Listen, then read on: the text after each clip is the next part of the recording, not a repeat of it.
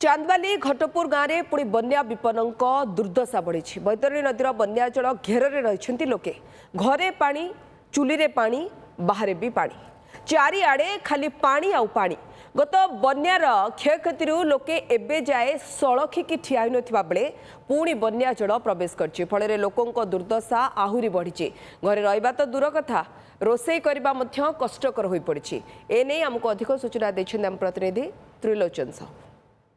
प्रथम बन्यार दुख टोली नहीं एवं द्वितीय बन्यार एवं घर भासुची। तेणु आम अच्छु घटपुर पंचायत घटपुर गाँव में सीधा सड़क देखापी चाहबू ये लोक मैंने आम पाखे अच्छा बन्या विपन्न मैंने केमी पानी घेर रही आम सीधा सड़क देखापी चाहबू जो घरटी जे पूर्वर बन्यार जे सुखी ना बर्तमान सुधा एबे भी पानी आसी मूल लगे। तेणु दुख दुर्दशा एवं लोक मान विपन्न को एवं ठेली देती।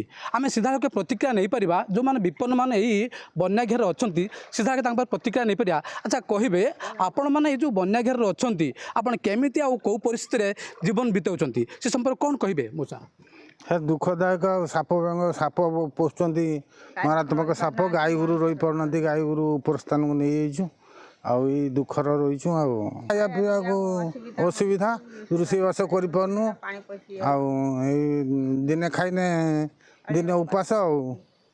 अच्छा कहतु आपण मानकर यही अवस्था आम देखा चाहूँ जे घर भीतर एबे भी पानी सुखी ना आपंकर पानी केमी थिला एबे बर्तमान केमी परिस्थिति अच्छी पानी अच्छी आम बहुत कष्टर दिन नौचु गाई गोरु निजे पिला छुआ चलिया को असुविधा होउची आ कष्टर दिन नौचु आ ये परिस्थिति आम रही बचा निश्चित भाव देखा चाहबू यही जो माउसी धरी जे गाई गोरु खाद्य भी से गाई गोरु जेहेतु नहांती से दूर में बांधा पड़ी। तेणु बन्या समय विपन्न दुर्दशा बढ़ी जाए। आम पाखे भाई अच्छा जो बन्या समय आपण मान समस्या जे चाषबंदी एवं चाष धान बिल जो रही है घर द्वारा बर्तमान विपन्न मुह को जमी पुणी ललिता बेड़ा बड़ी बोझ बही आसी। तेणु आपन समय आप जीवन केमी बिताउंट बर्तमान तो बहुत कष्ट आम जीवन यापन करुचु। बर्तमान सरकार तरफ एपर्यंत किसी मिल पारि नहीं खंडे रिलीफ मिलता केवल चूड़ा बिस्कुट एपर्यंत पाल पाल मिलनी चाल घर वर्षा सब हो कांथ गली पड़ी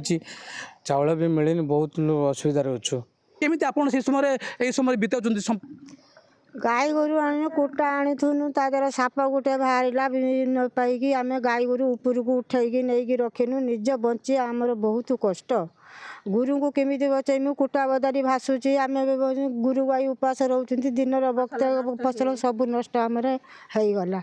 बहुत आमर चलिया बहुत क्षति आमर बहुत होगला। कुंडा नहीं दाना नहीं जापारूँ आनीपारूँ कौन करूँ।